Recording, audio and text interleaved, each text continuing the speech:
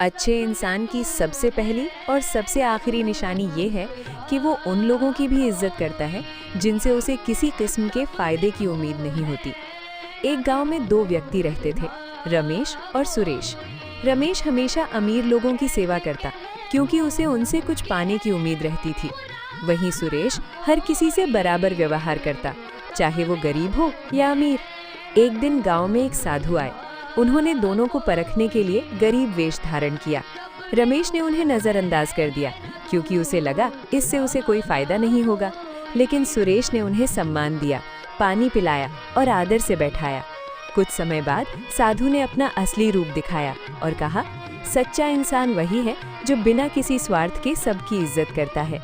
उस दिन रमेश को अपनी गलती का एहसास हुआ। सीख, सच्ची महानता उसी में है जो बिना किसी उम्मीद के हर इंसान का सम्मान करे। धन निरंकार जी।